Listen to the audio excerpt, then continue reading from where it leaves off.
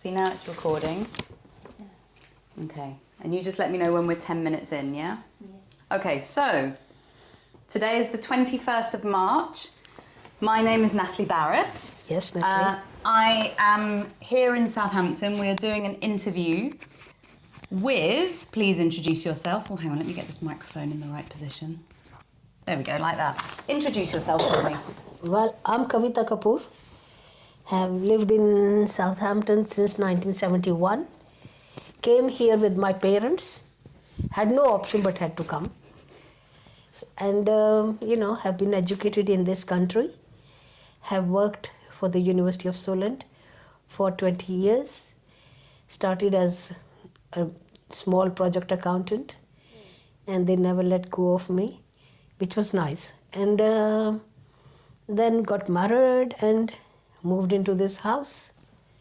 And here we are, still here. I'm just going to move this. Sorry, this is my fault. These microphones are a bit annoying. Right.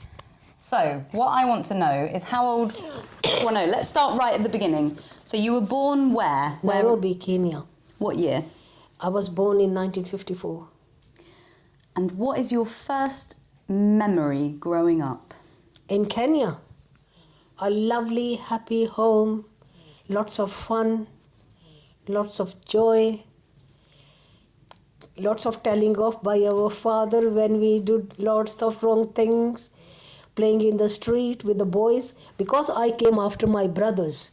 So what happened is, I used to never play girly things. I have never had a girly toy. I only had gulli danda, which is a typical Indian, game. And then, cycle wheel, the big cycle wheel. All the boys used to do racing. So I used to do racing with them, with that cycle wheel.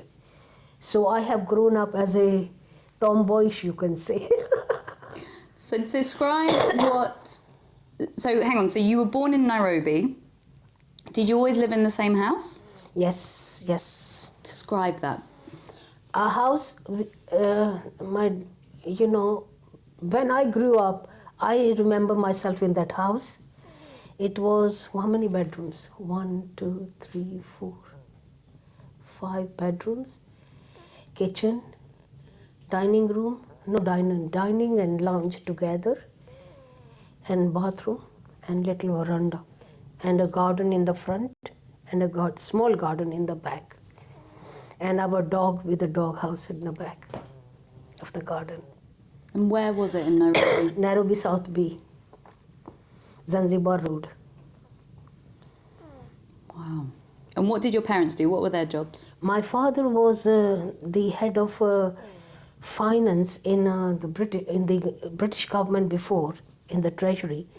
And when Kenya got independence in 1967, he was then taken up to the Harambee House, which was the main government offices, and made head of the, what would I call it, judicial department, to analyze the paperwork and everything, and read about them and everything, and the commitments which were there for the government, and what had been committed, how many years, and things like that. So he analyzed that. So he was moved from the Treasury, where he used to work, into the Harambee House.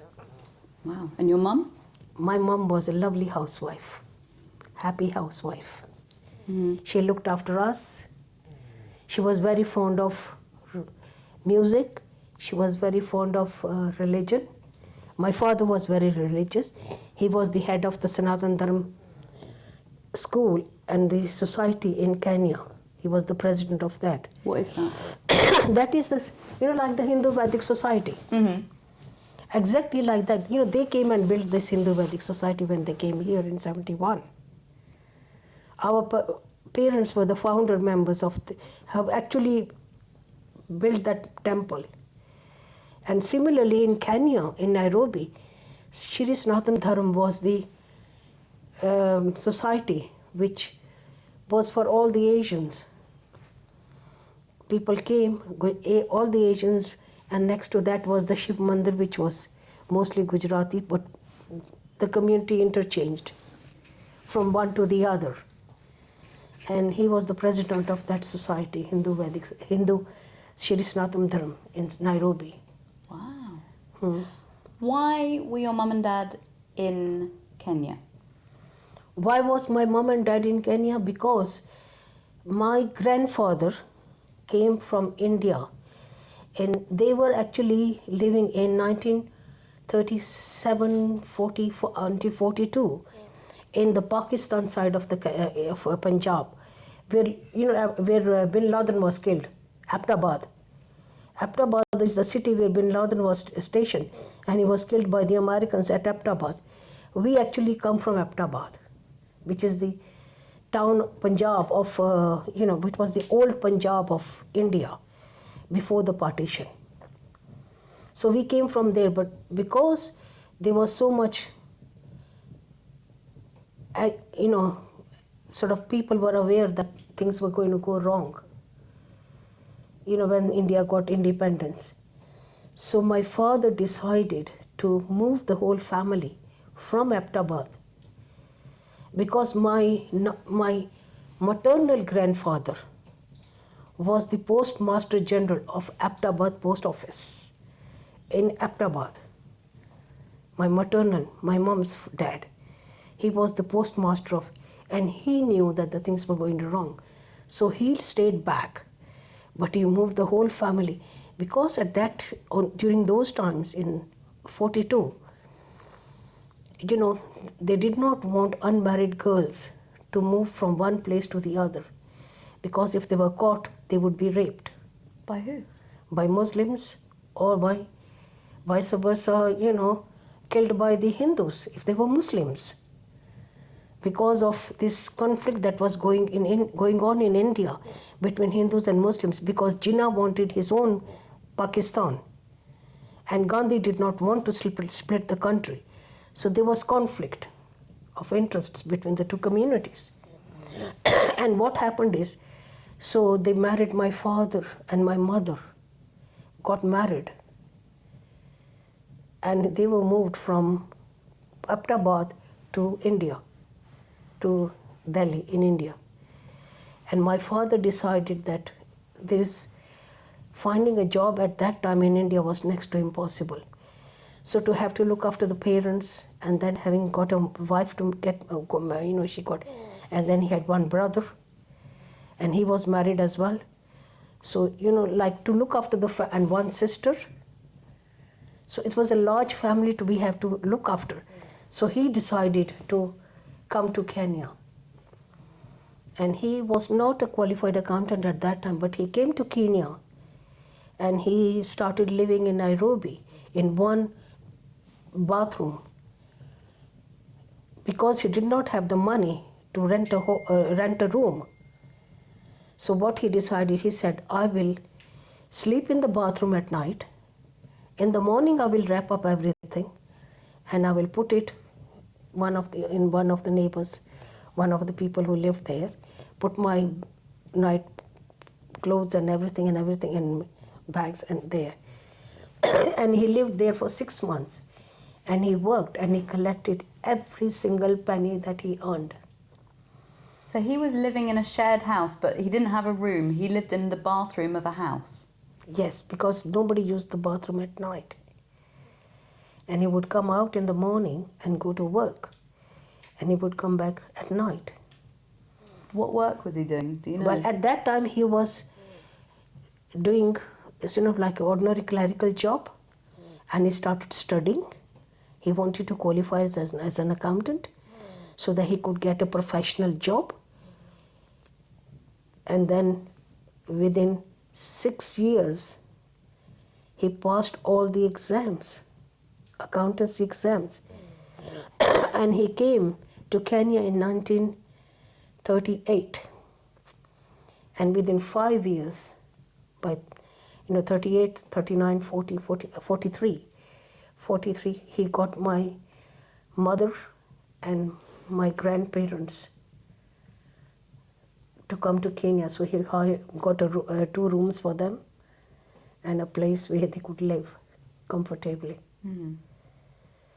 And that's how he started his life. That was your father? That's my dad. And so talk me through, in your family, brothers and sisters, who was born when and where? Well, I had two elder sisters. We are all born in Nairobi, Kenya. All of us are born in Kenya. Okay. I think it's amazing what your dad did. That's phenomenal. Oh yes, my dad was a phenomenal character.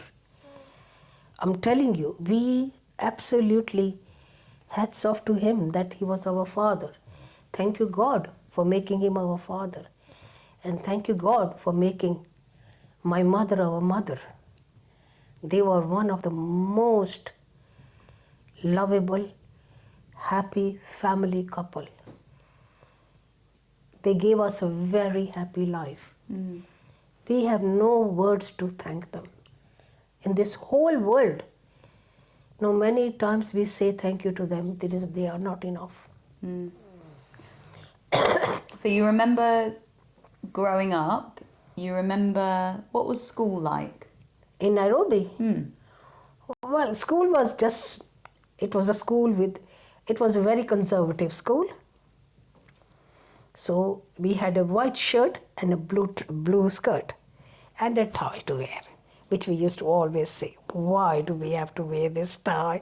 But we were told, and then black shoes and white socks. That was our primary, secondary school, But it was fun in the sense that it was a co-ed school.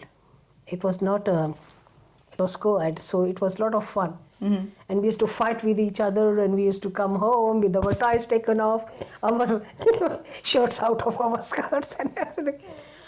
like any children. I'm just going to reposition your mic. Is everything sounding okay? Yeah? No issues, no rubbing on the clothes or anything? No, at the moment it's fine. Okay, if there is any issue, just let me know. Only one thing. Mine? When you're moving, You can hear mine? Yeah. All right, that we can just delete, that's no So problem. that's how, life in Kenya was lovely. How old were you when you left then? 16, 17, 16. Why did your parents decide that you were leaving? My brothers, my elder brother, Harish, who was studying in Liverpool, and my other brother Yash was studying in Liverpool as well. He was doing medicine, and my brother was doing, he had finished his university. Yash was still in Liverpool, and my eldest brother was headhunted by Dr. Gambling in Southampton, because he actually topped the university in Liverpool, my eldest brother. He was a very, very clever guy. So, he was headhunted by Professor Gambling to come and do a PhD in laser optics.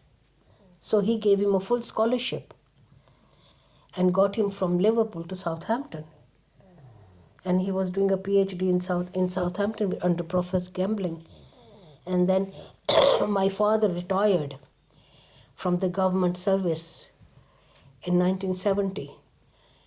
After Kenya got independence and, things were stabilized and everything. And he retired, and my father asked my mom, the government will keep me for another 50 years. What do you want to do? She said, I miss my sons. I want to go where my sons are. My dad explained her so much, whatever you do, your sons are not going to come every day at home. Like, you are thinking here, they come home and you make food and we all sit down around the table and have a giggle and a laugh and have food together. You're not going to have the same life in England. But she was so adamant and said, no, I want to go where I want to go. So you don't want to take me, it's your wish. My father said, I would have ever done that to make you unhappy about something. If you say this is what you do, I will take you there. So he decided.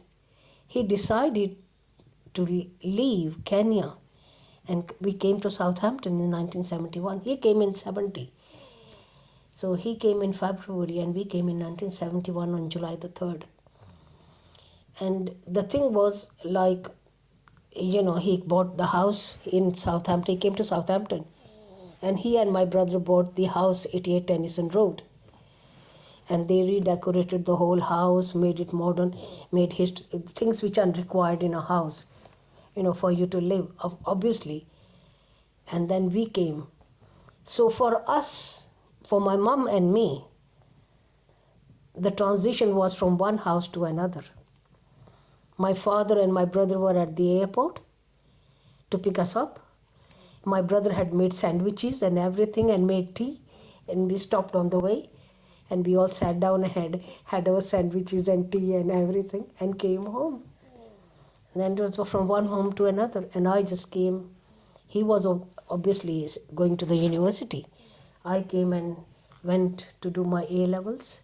So how old were you when you flew here? 17, 54, And 74, 71, 54, 64, 60. I would be, 54, 64, 76 more. 17. Yeah. And how did you feel about your mum deciding that she wanted to go to England? It was nothing to do with me. I had no say in it. I would follow my parents wherever they went. You didn't feel that you would miss Kenya or your friends? I think, this concept of missing friends is not there. When your parents love you, care for you and everything, you just don't think. You just, take it for granted that whatever your parents are going to do is going to be the best. Although when I came here and I told my mom, why did you have to come here? It's so cold, Mom. And I used to, I lost 8 overcoats. 8 overcoats from August, September, when it started getting windy and cold, to the March. Everywhere I went, I left my overcoat there. If I went in a bus, I left my overcoat there. If I went to school, I left my overcoat there. I used to forget picking up that overcoat because I did not know. And my father used to go to the bus station and go to the lost properties and go and collect my overcoats. How long had you not seen your brother for? So both your brothers had left Kenya to go to England. They were studying here, and my brother was actually, the eldest brother was in Southampton, so we came here. So he saw my elder brother, but the younger brother was in Liverpool. But when had they left Africa? They had left Africa 7 years before. 8 years. No, in fact, Yash did his A-levels, so 6, 7, 8 years. 8 years. So 61 would be 10 years, so 62, 63. So when you were a little girl, Yeah. Was it weird seeing them in... Because there's not like video calls like there is nowadays or... No, it's not, what, when you're children, and anybody asks you, where is your brother? My brother is in England, he's studying, It was very big thing, my brother is in England studying. That was enough. And you knew your brother, we used to also say, we don't know. I used to never go with my elder brother. And so I don't want to go with him. Mm-hmm. He's so clever. And the teacher says, if he's so clever, why aren't you clever? So I didn't get all the brain that he's got. It was so funny. It used to be so funny. I'm sort of, I remember, when, he got, in his A-levels, when he did his A-levels, before he came to do the electronics here in England. And he was given an offer to do electronics with 2 B's and a C. And this brother of mine had 8 A's across the board and A pluses. Clever. Clever clocks he is. Even now he runs his own chair in America at the Wakefield University. He runs the Sunak chair. And people come and do PhDs under him. Wow. Yeah. He's always been very clever. He's always been very bright. And even when he topped the university in Liverpool, it was nothing surprising. For us, it was not surprising. Because we are so used to him, topping up the school, topping up the class, topping up the university, topping up everything. He was so used to that topping up. Even when he came here and topped up the university, it was nothing a big thing. It was quite a normal thing, normal. We never made a big thing out, and neither did my father make a big thing out of it. And when he said to my father that he's got full scholarship to do a PhD, shall I go ahead do it? My father said, yes, of course. How can you refuse a thing like that? So I want to talk about you. When you came here, when you were 17, how did you make the journey? You flew? Yeah, we flew. Was that your first time on a plane? Yep. Talk me through that, what your memories are of the actual journey. I'm telling you, it was so funny. I got dressed up. My mom said, tonight we are flying. So I got really dressed up with a nice long frock and everything. And during those times, they used to wear those big clog heels. Oh, like 70s, yeah? Yeah, platform heels. I had never worn a platform heel. So I told my mom, I'm going to the shops to buy a platform heel. In England, everybody will be wearing platform heels. So how can I not wear platform heels? So I bought this platform heel. So I wore it and drum, I fell down on the pavement. Didn't know how to walk in them. Had never walked in plane. And all my knees were grazed and everything. I took the platform shoes off, held them in my hand. When I was going on the aircraft, put my old shoes on, walked up to the aircraft. All through the airport, I said, Mom, my legs are hurting. Oh, my mom. That's all I remember of that flight. To me, going into the plane and going and sitting, climbing the steps was so difficult. Holding the bar and climbing the steps. Because the knees were all grazed. That had fallen. And even my arms were grazed because I fell like that, forward. How did you know platform heels were the thing to be wearing in England? Because it used to be there. We never wore them because we were still at school and things like that.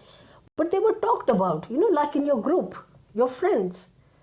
Talked about, you're going to England, you must take platform heels. Everybody wears platform heels. Whatever girls say to each other. Girly talks. Mm-hmm. So decided to go and buy platform heels. I love it that was your memory of going to England. What were you, when you arrived in England, what was your first impression? Believe it, I had no impression. I was just happy to see my father and my brother. That was all that was, all that I saw in the whole crowd was just two people. And, my father hugging us, my brother hugging, and then saying, come on, let's go, and sat us in the car and everything. And then my mom told them, and he said, why are you walking like that, What's wrong with you? So I didn't say anything. He said, he'll tell me off, my dad will tell me off. So I came and sat in the car very quietly, and mom's told them what she has done. And she has got all her legs and arms grazed, and she's suffering.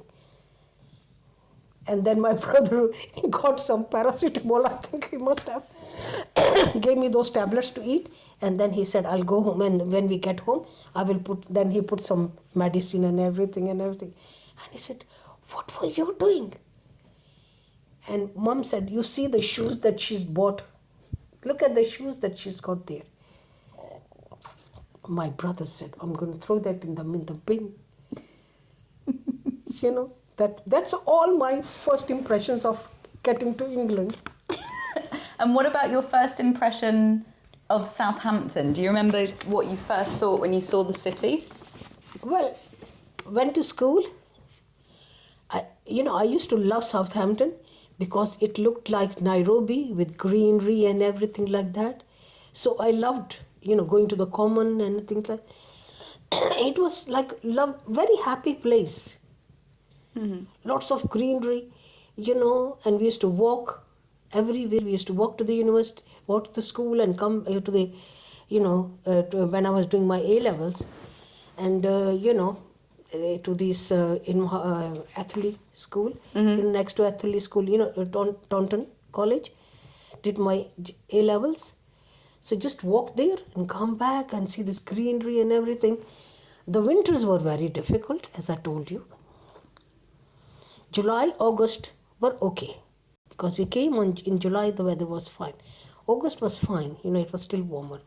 But as soon as October ended, August ended, and the winds and all those things started,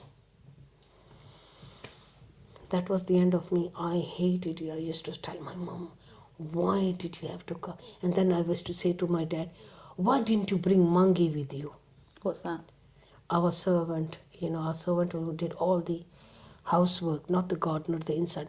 So why didn't you bring Mangi with you? We have to do everything. And I did not know how to wash dishes. I did not know how to cook or clean or anything, because never done it. And my brother, when we ate dinner, after we had finished eating dinner, I would get up from there, go and watch the television.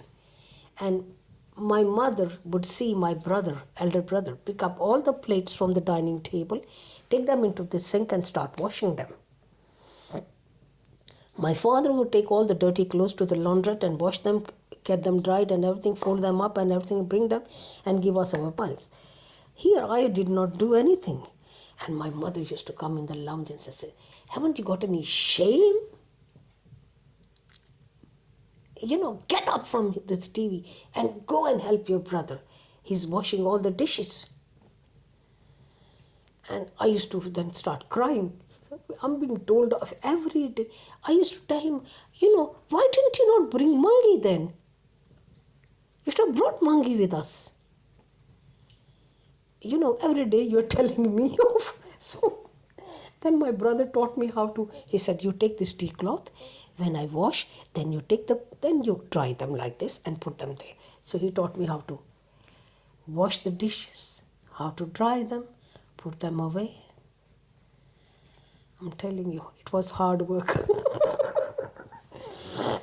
what did you do after, let me just check, how many minutes have we recorded? 27. Okay, fine. What were you studying at Taunton's? I did my A levels there in mathematics, statistics and English. Also a clever clogs. Not really. What did you want to work? Yes, I qualified as an accountant. I did a CIMA, then I did a chartered accountancy qualification and worked for the university as a accountant. First of all, I worked there as a project accountant, and they wanted to look for a project accountant because they wanted to buy a simulator, and the university was not ready to spend money to buy a new simulator. If they hadn't bought a new simulator for WOSASH, then 60 odd people would have been made redundant. What do you mean a simulator? Simulator is, like a ship bridge, when the ships go in sea, the bridge where they do all the manipulations and everything. The same thing is replicated in a simulator, which is called a ship bridge simulator. And people are trained, pilots are trained how to maneuver the ships to avoid like what happened to the Titanic. That was a mistake of the, not turning the ship enough early time in order to avoid the iceberg. So you need to know at what distance the ship has to come, how it has to turn, at what level it has to, what angle it has to turn, because it's a huge big thing to turn, which is the mistake that he did in Titanic, miscalculating that distance of. So we trained them using that bridge sim. The simulator we had in WOSASH was an old one. It needed to be replaced. Now I did the costing for that project, and we had to buy £3 million to get a new simulator. Now I did that project and everything, and we went and put the presentation to the board at the Solent University at in New Road, and they accepted the project. And they said, they said she's the temporary accountant, only project accountant, recorded for 2 years. They said, we'll give her a permanent job, and we want her to, because she has done the costing, we want her to build the whole simulator towards the end, and then do run courses. And so she will be the accountant. And then they recruited me as an accountant. And I worked there for 10 years. And my projection was that the simulator would start breaking even after 10 years.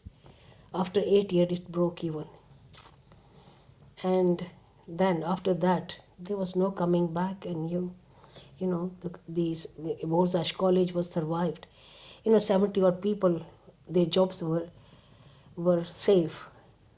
That was the biggest achievement, I think, to have those people not lose their jobs. So this was your first job after... So did you go to university? Yeah. Where did you go to university? Here in Southampton. What did you study at university? Economics and then chartered accountancy. This was University of Southampton you went to? This one, I don't know. Burgess Road. Okay. And what was university like? Fun. My brother was there, and my father was working in the university. They had, when he came from Nairobi, so he wanted to work, and they gave him a job. So he was in the finance department at the university, and my brother was in the lab, in the Professor Gamring's lab down in the electronics. I could not do anything. I used to just have fun. I used to, the funniest part was we used to have so much fun. We had so many multicultural friends. It was not that we had so many friends. And some were Indian, some were not Indian. And Ryan, one of my best friends, Ryan, we used to study together and everything. We had this, when we qualified and everything, and we had this ball at the university. And everybody goes to the ball, university ball. That is the biggest thing, isn't it? Mm-hmm. At the end of the year after qualification, to go to the ball. And Ryan said, "What are you going to do? How are you going to come to the ball? Your father and mother is never going to allow you come." I said, "Ryan, you better come home and get to know my parents and get to know my mother more than my father."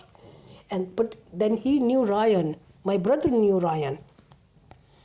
Because, he used to meet him when we used to sort of walk together, come home in the evening together. Because we lived at 88 Tennyson Road and they lived further down Tennyson Road. So we used to walk together. Ryan was your friend or your boyfriend? My friend. Okay. We didn't know what is boyfriends. For us, boyfriends was not a concept that crossed our head. He used to come and shout, "Kavita, are you ready?" "Yes, I am." To go and walk together, have a laugh, have a giggle, study and everything, come back. And so then Ryan came to our house and I asked my father, I said, "This is a big ball." And my brother Harish said, "Yes, Dad, it's a very big thing and everybody goes to the ball, and everything. So would you allow her?" But he says, "Yes, who are you going to?"